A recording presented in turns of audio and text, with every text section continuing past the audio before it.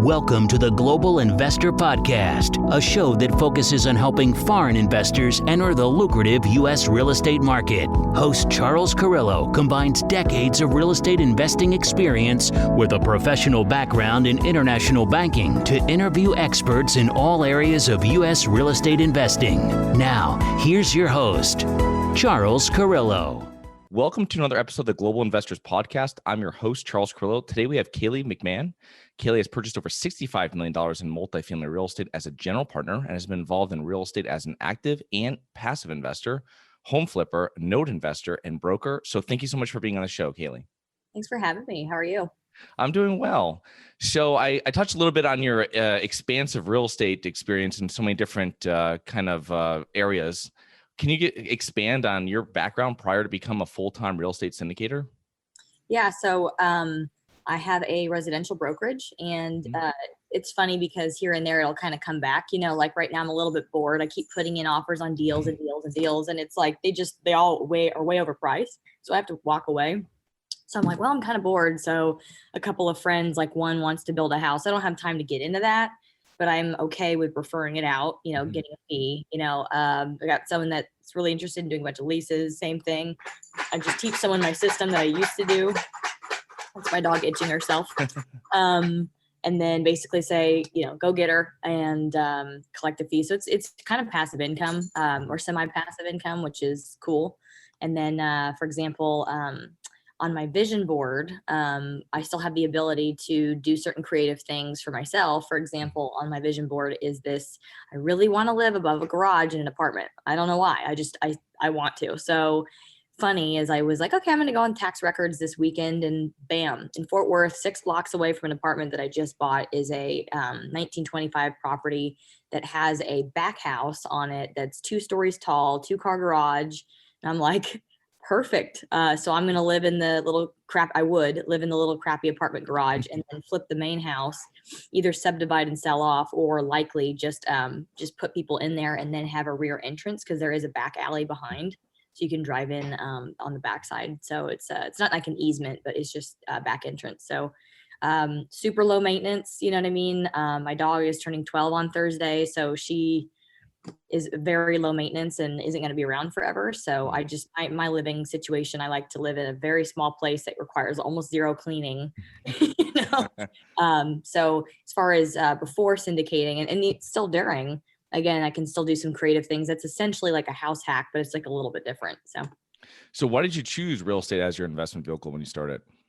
It chose me, I think, tell you the truth, because when I got started, I was in a completely different industry, working with wealthy people, scheduling their lives, figuring out how to make systems and systems essentially to be able to help their lives become more efficient. So that's something I enjoy doing, period. Project management, that kind of thing. And it was a sole proprietor business, however, and a friend of mine had brought up, okay, if you want to scale, you need marketing systems, people, and a process. And if you're the one doing everything, you know, how are you going to scale? And so get some cash from real estate, sell some houses, put it into that business. And that was the plan. However, once I got into it, I got interested in the idea of investing, because my understanding of investing was stock market, and my adoptive dad did it and didn't teach me anything about it when I asked. So I just was like, okay, I guess that investment box I'll put in the closet for later, and didn't know anything about investing. Realized in real estate there are so many sub niches, I suppose, of different ways that you can invest. I mean, you can own everything that you see and touch. It's and do all kinds of creative stuff with it. So kind of once I learned about that, I was hooked. Yeah. So why do you think, because you transitioned from a real estate agent into an investor, why do you think a lot of agents don't do that? Because they already have, I already told them that you're already a professional investor, or you're already a full-time investor. So you can get all those passive write-offs of all your active income and stuff, but it's something most people don't do. Most agents aren't investors. Right.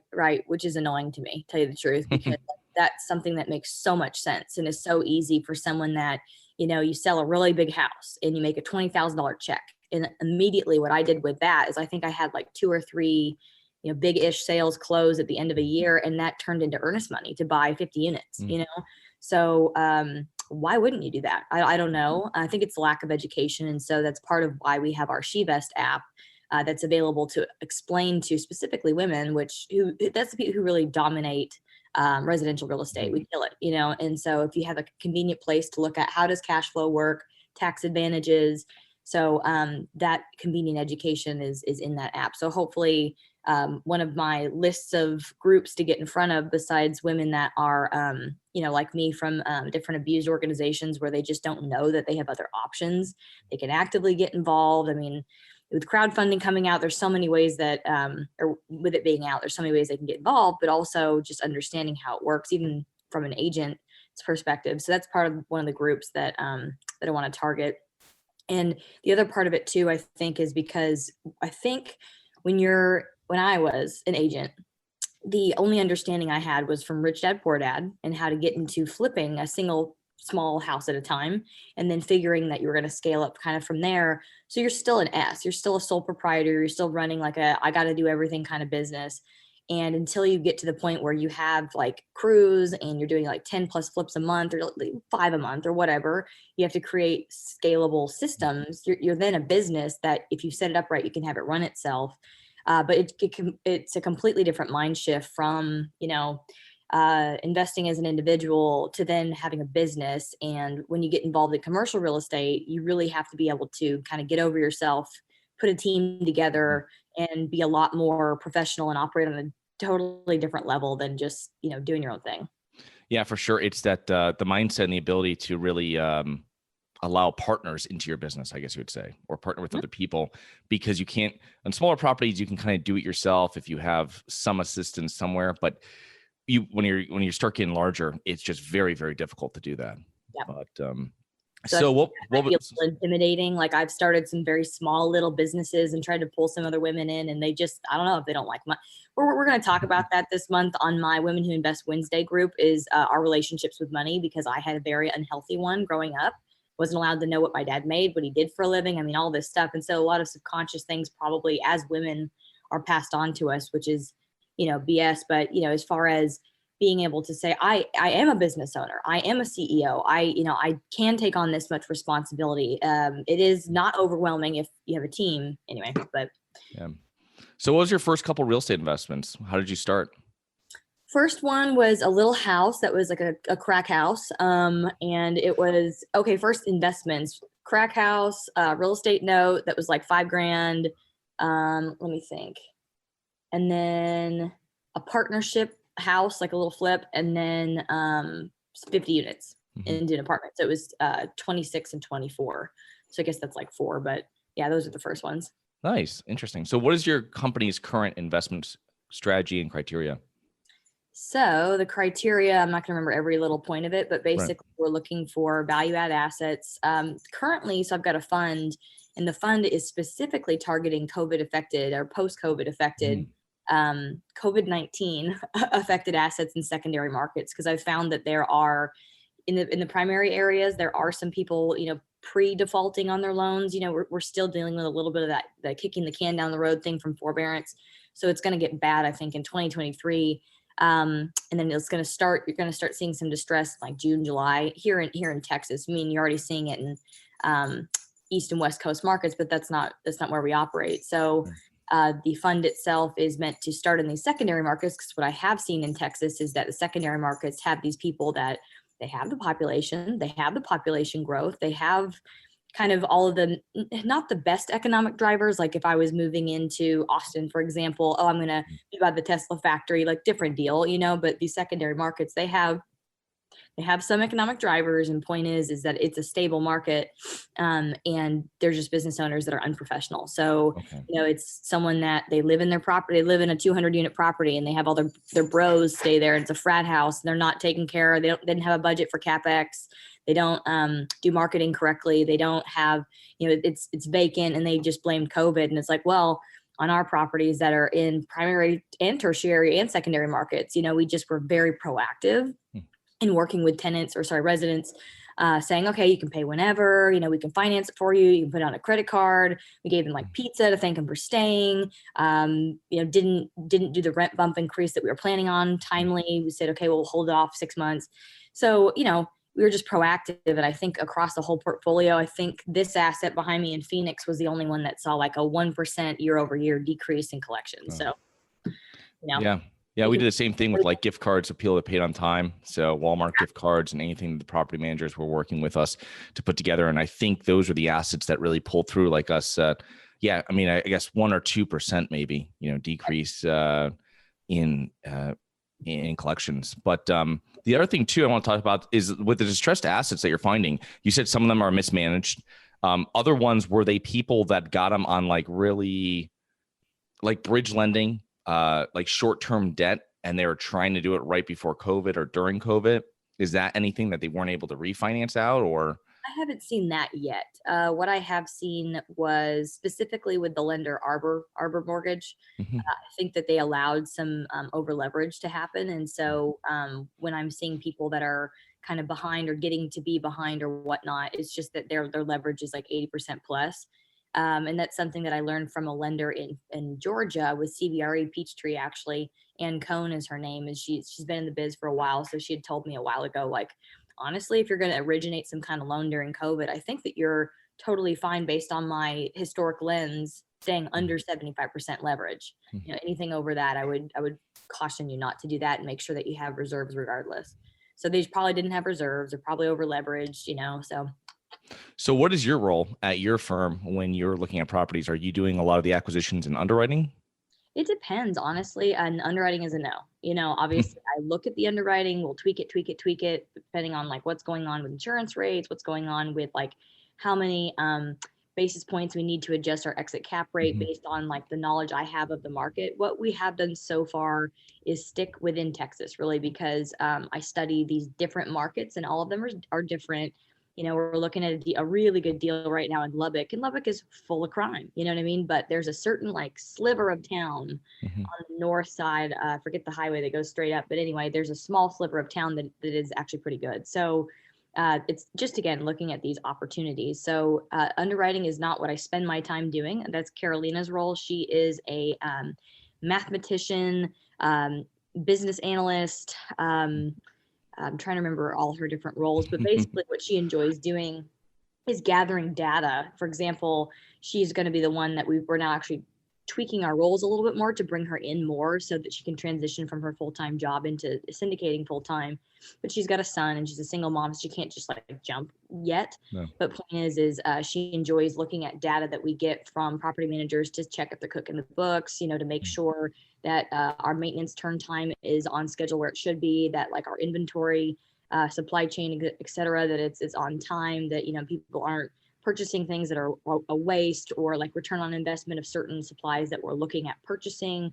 Okay, should we do cedar versus, another material? So that's really where she shines. So for me, what I shine is, is being the local one, so she's in Los Angeles and maybe moving to Miami soon, but she's not here. And so for me, being, visually on the properties, touring stuff all the time, meeting with brokers, like I'm going to go drive by a property tomorrow.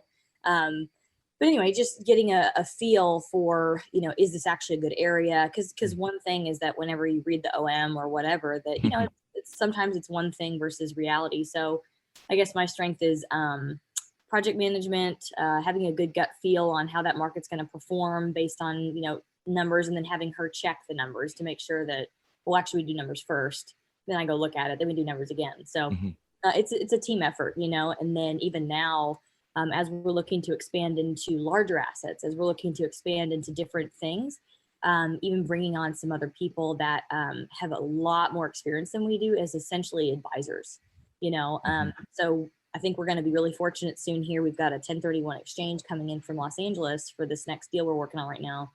And this guy has done like 90 deals. You know what I mean? Nice. Like he knows a lot of stuff. So he's added some value already with saying, okay, let's add VAs here. Let's make the customer experience better here. Let's do, so.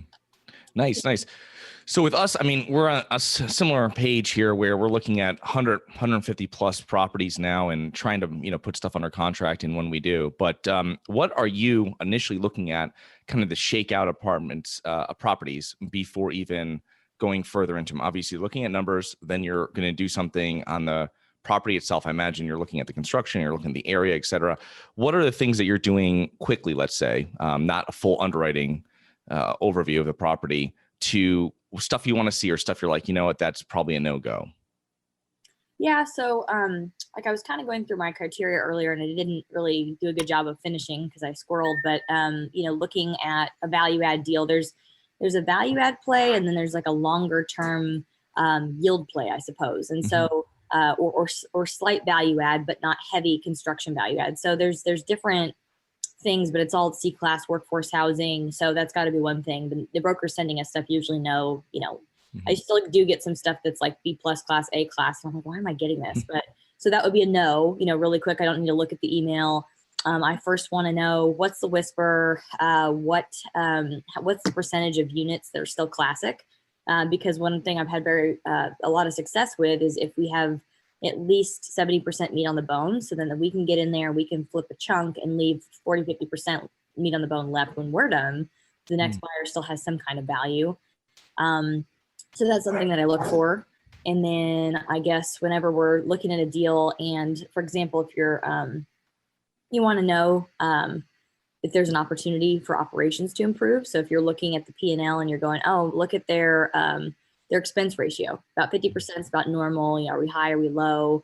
Sometimes low means there's improvement needed in marketing, for example. But you're looking through for opportunities really. And so if I'm sitting there going, okay, everything's pretty much flipped. I'm having to do an assumption of whatever that current debt is. So there's no room for me to go find a better loan with better interest rate or better terms or whatever. I'm just locked. I can't really improve much more. They've already done all of the LEDs, all of the rubs, ratio utility bill back. They've already done all of the operational plays too, where sometimes, your staff is overpaid or you have too many people that are being inefficient. You always look for just opportunities. I mean, if we're going ding, ding, ding, and there's nothing there, I'm like, well, I didn't even need to underwrite this. So yeah.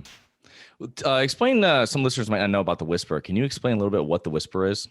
Yeah, that lets a broker know that you're a baller. No, I'm just kidding, that you're experienced. So really just whenever I get a listing, the first thing I do, and this is key whenever you're trying to get into an active or a deal as an active person, is engaging with the brokers consistently. Like even if you can't meet in person, you get these emails and maybe that deal doesn't work, or when it kind of does and you have some questions, the first thing I do is see the listing and boom, email them right away.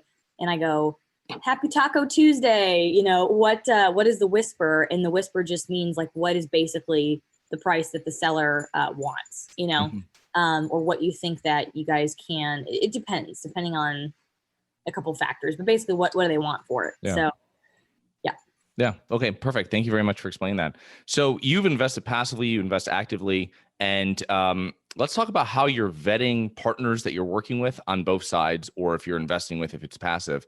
How do you vet and underwrite those general partners? And when you're talking to passive investors for you, how do you, or maybe they want to passive invest anywhere, maybe with you, maybe someone else, how do you explain to them that they should be doing their vetting? So when I look at I'm only I don't really give advice except for to say, hey, here's what I do, because I've learned a lot of lessons in this category. When you are an active principal and, for example, whenever you're looking at the leadership team, you obviously have to have somebody that has experience, and that's a general word or general term. But when you're looking at experience, you want to know, have they been able to do whatever their plan is right now before? Have they done a value add, for example, or a yield play, or whatever the thing is that we're doing, new development, whatever the deal is.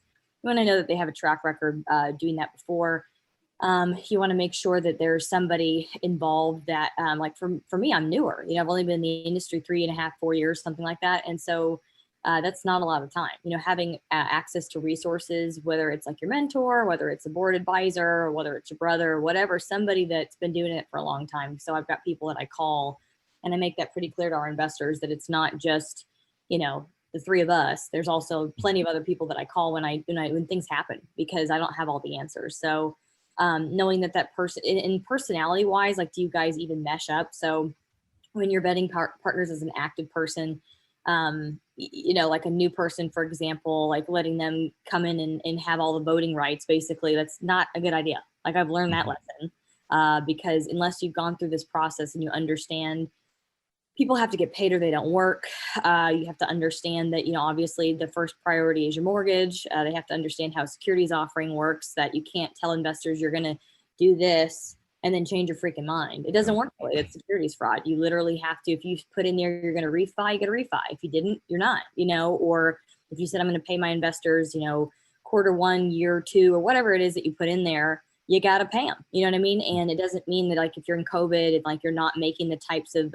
income or type of income that you thought, plus you need more reserves, you might have to pull back what they're getting paid for a little bit just to make sure that you have the cash flow and reserves you need, but you still got to pay them. You know what I mean? So I've run into situations. And then also when you're vetting an active partner, it's really important to know, like, what are your ethics and values, and not just like, not religion. I mean, like your business, what is your mode of operation, I guess. For example, do you believe in improving the property, even if that feature doesn't necessarily make income? So putting in a dog park, you know what I mean? Making sure that we have the front office looking like the best.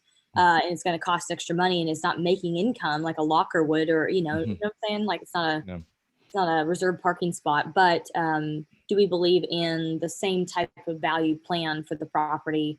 Or is money our number one motivator, period? And so nothing else matters. Or, our personalities, for example, there's people with borderline personality disorders, and they're pretty good at hiding it until stuff gets tough. You know what I mean? So it's really good to do what I do now and kind of business date.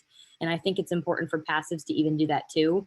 But being able to see that person, hang out with them, you know what I mean? I try to put together a yearly event at my buddy's ranch, and if people will come out, that's how they can meet, see, hang out, do some zip lining, you know what I mean? Like really hang out and really ask those hard questions. Like even, for example, one of the biggest things that I'd want to know is where, Kaylee, if someone was asking me, where have you screwed up, royally screwed up? And what did you do about it? And how do you not do that again? What are the systems in place or the safety nets that you put in place now so it doesn't happen again? Because no one's perfect. Things are gonna freaking happen. These properties, people die, there's floods, there's arson, there's all kinds of crap, lawsuits, and as an active person, you got to deal with all of it. So ask that person, like, what have they been through? How'd they fix it? And then what did they learn moving forward? So I think that's the biggest thing, because if someone's going to tell you that nothing's ever happened, that's BS, or they're too new, or they don't have true leadership skills is what I could say, because a leader is someone who can admit when they're wrong, they provide a solution plan, and they basically get the whole team on board and they execute, you know what I mean? So and they also make sure that the people that are that they say have all this experience are actually active on leadership team, not just someone that they brought on to sign on debt because he did 100 deals. Right. So it's like someone who's making these decisions, and then tell me about your property management company. So that's really great information. I love that all. What are common mistakes you see other real estate investors make? Common, I don't know, but I can give you like a long list of mistakes I've seen that I'm just sitting there going, this doesn't make sense. Why would you do this? Like, for example, there was one deal where they had the property manager sign on the freaking loan, and it's not a bank loan. It's a non-recourse agency loan. When people are guarantors on those things, you can't get them off, So if you got like a terrorist on your team who's stealing money and threatening people and not getting anything done as the vendor, property manager, the occupancy suffering, you can't get rid of them. Don't do that. That's stupid, or not wise. Let's just say that. I think that when it comes to, again, communication, some mistakes that I see are that people in your bylaws, for example, it says like how many meeting minutes we're supposed to have, and that people just don't have them. It's really important to have them to keep track of that, and keep the whole team on board. So for example, we have kids, we're busy, this, that, and the other, but you have maybe a Zoom call or an in-person meeting, however you do it. And then having kind of like a little bit of a recording afterwards they can come back and reference, or having a Slack channel where we follow up on stuff. I'm trying to figure out how to use acta.ai, which basically is there's other ones, but it's an AI personal assistant that can log in as like another person to your Zoom meeting and then transcribe the whole meeting. So you can go back and look at it. And then also you can say, like your assistant's name, you give the thing a name and you say, Charlie, put blah on the calendar for this day and add this person due on whatever, you know what I'm saying? Like a task, and then it will action it inside Trello. So so basically it's a pain in the butt, but having, we have record of what we were doing, why we were doing it, who's supposed to be in charge, when it's due. That's the biggest thing as a leader, is making sure that it's clear, who's in charge of what, stay in your lane, when is it due, So that's another mistake I see too, is people don't pick a lane and stay in it. They want to micromanage other people's roles. You can't do that. That's disrespectful and it's inefficient too. Yeah. Another big mistake I think I see is that I'm learning as a young person, getting old quite rapidly. I've had a lot of gray hair this year. Oh my God. But the business being even an active investor in multifamily, for example, if I owned a car business, I was selling cars on a lot or whatever, that is obviously a very active business. You have sales managers and salespeople, and you're there every day, and you're really in charge of it. Whereas whenever you have a large property, you have a property management company, you kind of have these people that are in place to run things for you. However, they do not run it for you. Yeah. They don't. They need, and I don't want to say babysitting, because there's like this line where you don't want to micromanage people, but you have to keep them accountable. So it's just having those very professional conversations on a regular basis, that here's your KPI or your performance or the due date or whatever it is that we expect. Having clear communication on that. And then when it's not being done, having clear communication about, okay, here's next steps. Remember, we're going to have to start working with other people if you're not meeting these deadlines. And again, having that conversation where essentially they're like, okay, well, they already get it. And it becomes a non-stressful situation for you to be able to manage people without micromanaging them. If they don't take enough pride in their work or initiative, you can't make somebody do that, but you can give them an opportunity. But anyway, so being able to kind of manage from afar, but also be in it. So you do have to be active. Like I've met someone that's worth a bunch of money and they're like, look, this is not a passive industry. I don't know who says it is. Not that I'm doing the construction myself, not that I'm micromanaging people, but like having my partner who's very into analytics and numbers, like that's a key role to have, because they can sit there and go, the data says this. Kaylee, how are you going to action that in real life? So then it's my job to go do stuff with the information and the decisions. So yeah, no, it's very interesting. Same thing like you have with actively managing those property managers is if someone's fridge stopped working, you don't have to call me and ask me if it's okay to get them another fridge. If you're putting a whole new HVAC system into someone's unit, you probably want to tell me beforehand. That'll be above whatever threshold we set for money you're spending. So it's really, but you're not going to know that from a initial new relationship with your property manager. That was all have thresholds have to be put in place so you're on the same page. It'll take time for you to mesh with your property managers, but like you said, it's very active. That's for sure. Yep, having those pro formas set ahead of time, and then having your takeover meeting within a week of closing. All right, guys, month one, here's what we're doing. Who's in charge of what? Here's our budget. All that in your pro formas. Important, and having it documented, just like I mentioned, like the meetings, so that you can go, we had that conversation. So as we're wrapping up here, what are some factors that have contributed to your success? I think the fact that just naturally I'm a lifetime learner. That's something that I really enjoy doing. I have a thirst or a hunger for learning. I'm always reading. Like I was getting a tattoo 2 days ago, and I'm sitting there with a book, and they're like, "You're smart," and I'm like, "No, I want to know," And so actually, I think that that's one thing that even once I learned for the most part how the model of a value add investment should go, I still want to find other ways to make it better, make it more efficient. I get excited to learn that kind of stuff. So that's one thing. And then also I think the learning feeds into kind of the ability for me to be aware of who I am as a person and be able to work on myself and be able to know we aren't perfect, right? Some of us have bad habits. Some of us have behaviors that aren't great, but being someone that's aware of those things because I've spent time working on it helps me to be able to lead people better, be able to take better care of myself, better care of other people. So being able to kind of look at myself through the lens of someone from the outside looking in, I guess, and being objective and not, thinking I know all the answers or, acting like I don't, trying to be as wise as possible. And then trusting experts. Cause they may not always have the right perfect answers or whatever, but again, you got to kind of respect people's lanes and work together collaboratively as a team. Nice. Okay. So you're the apartment queen. You mentor women in all stages of real estate investing. Tell us a little bit about your podcast, meetup, and your programs. So the podcast, we just got it back on iTunes today. We were having some corruption issue where it wouldn't play for a while. So The podcast pretty much right at this moment has been about interviewing women and what it really takes to make it in business. So there's a point where you have an idea, then you start doing some stuff, getting some data, selling some stuff, and then getting to traction where you're really ramping up. And so it kind of goes through the process of different women in different industries, how they've been able to get to that point. Like, what does it really take? You got to live with your mom and dad. You got to put your first business on a credit card like I did. Like, what does it take? And some of that comes along with, our challenges with male and female interactions. It just depends on what person I've interviewed of what we talk about, but pretty much what it takes to make it in business as a female. What was the second question? Just about all the different, you have a meetup, like all these different things that you're doing on the side of building this, your active real estate portfolio. Yeah. So it's kind of part of bringing on educated investors, or she-vestors as we call them. So we've got a program, 1031 program. We've taken women's investments from other states and rolled it into a multifamily investment. So they had at least 2x their portfolio. So that's something that helps us build our portfolio because we have more cash in the bank, basically helps them to be able to avoid that capital gains tax and be able to get into a larger, more professional portfolio.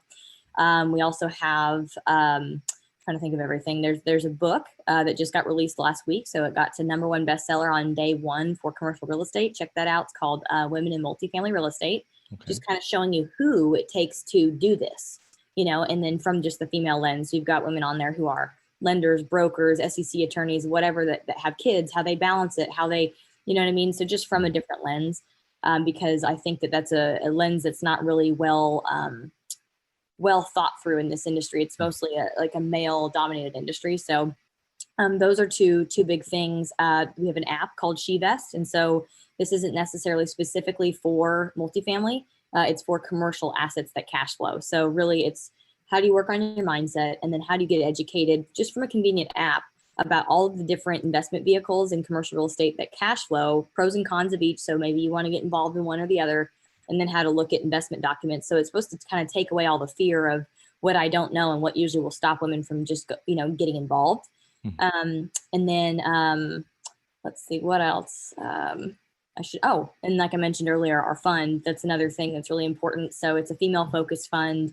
The men that invest in that fund, they actually have to take a pledge where on their subscription documents, they pick a female mentee and they put her information on there like you would a spouse. Okay. And then in our investment portal, the mentee puts in a quarterly report. It could be a couple sentences, nothing crazy, but so that she's aware of the pros and cons and what's going on in this investment, why they chose the investment, et cetera. And then if he can keep that up for a calendar year, then actually his preferred return on the fund will go from 7% to 7.25%. Oh. So, I mean, what can I do to create more female investors in a place where I feel like there are the numbers say there are not enough of us, and especially with more divorced households where women have to be the head of household and maybe didn't have the financial education. It's really important for us to kind of take responsibility for learning how to be financially empowered. And so that is how all of these different programs kind of all weave in together to give women opportunities to get invested in multifamily. Working on it right now, like I mentioned, crowdfunding expanded to where we can take down to a minimum of $1,000 now through crowdfunding. Nice. For certain assets that we have coming out. So now grandma can invest. It's not the barrier to entry is lowered, and that was what my goal was. Nice. That is awesome. You have a lot of things going on. So how can people learn about you and about your businesses? Yeah, just check out our website, theapartmentqueen.com. And then if you go to the top, the menu bar, it's got all the different programs, YouTube channel. Like there's so much stuff on there. Just start digging. Yeah, for sure. I went through your website. It's got a lot of information and then links to everything. So theapartmentqueen.com, I will put that link into the show notes. And I want to thank you so much for coming on today. Thank you for having me. Have a great rest of your day. You too. Hi guys, it's Charles from the Global Investors Podcast. I hope you enjoyed the show. If you're interested in getting involved with real estate, but you don't know where to begin, set up a free 30-minute strategy call with me at schedulecharles.com. That's schedulecharles.com. Thank you. Thank you for listening to the Global Investor Podcast. If you like the show, be sure to subscribe on iTunes or Google Play to get new weekly episodes. For more resources and to receive our newsletter, please visit globalinvestorpodcast.com. And don't forget to join us next week for another episode. Nothing in this episode should be considered specific, personal, or professional advice. Any investment opportunities mentioned on this podcast are limited to accredited investors. Any investments will only be made with proper disclosure, subscription documentation, and are subject to all applicable laws. Please consult an appropriate tax, legal, real estate, financial, or business professional for individualized advice. Opinions of guests are their own. Information is not guaranteed. All investment strategies have the potential for profit or loss. The host is operating on behalf of Syndication Superstars LLC exclusively.